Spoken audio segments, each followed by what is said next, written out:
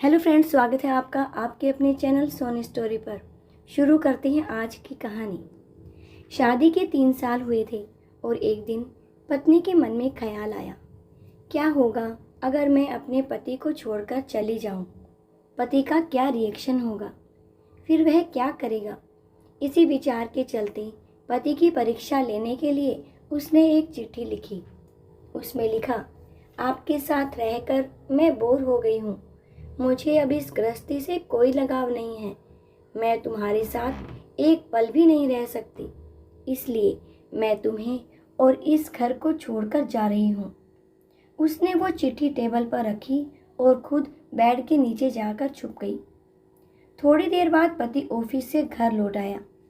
उसे घर में अपनी पत्नी कहीं नहीं दिखाई दी। फिर उसकी नज़र टेबल पर रखी चिट्ठी पर पड़ी। चिट्ठी को उठाकर उसने पढ़ा। थोड़ी देर तक बिल्कुल शांत रहा, कुछ नहीं बोला। फिर उसने उसी चिट्ठी में पीछे कुछ लिखा और अपने मोबाइल में गाने बजाकर जोर जोर से नाचने लगा। फिर उसने अपने कपड़े बदले और अपने एक फ्रेंड को फ़ोन लगाया और कहने लगा, मैं आज आज़ाद हो गया हूँ। मेरी बीवी को आखिरकार ये एहसास हो गया कि वह मेरे काबिल नहीं है, इसलिए वह खुद ही मुझे छोड़कर हमेशा के लिए चली गई है और अब मैं आज़ाद हो गया हूँ। तुमसे अभी सामने वाले बगीचे में मिलना चाहता हूँ। फटाफट वहाँ आकर मुझे मिलो। ऐसा कहकर पति घर के बाहर निकल गया। दोनों आंखों में आंसू की धारा लिए पत्नी बेड के नीचे से बाहर निकली। उसके हाथ थर-थर काँप रहे थे। काँपते हाथों से उसने टेबल पर रखी वो चिट्ठी उठाई और पढ़ी, जिसमें पति ने लिखा था, अरे पगली, तुम्हें तो ठीक से छुपना भी नहीं आता। बेड के नीचे से तुम्हारे पैर दिख रहे हैं। तुम जल्दी से गर्मा गर्म चाय बनाओ, मैं सामने की दुकान से बिस्किट लेकर आता हूँ। मेरे जीवन में खुशी तुम्हारे आने से है। आधी खुशी तुम्हें सताने में है और आधी तुझे मनाने में।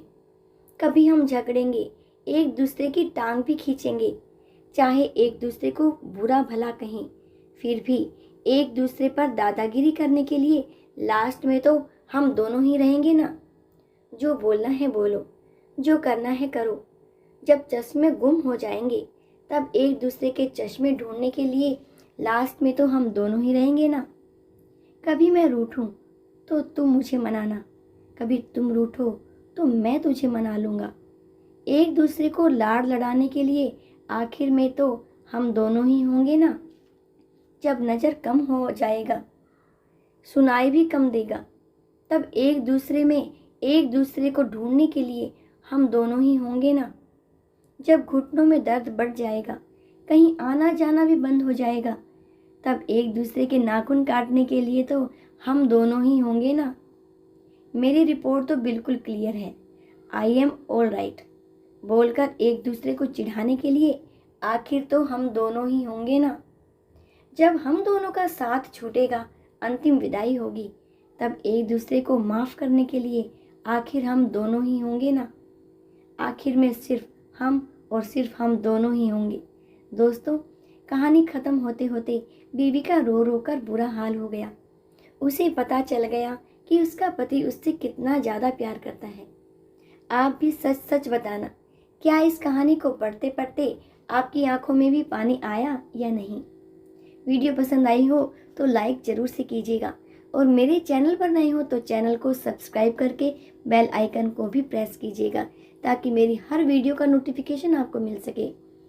अंत तक बने रहने के लिए आप सभी का बहुत बहुत बहुत धन्यवाद।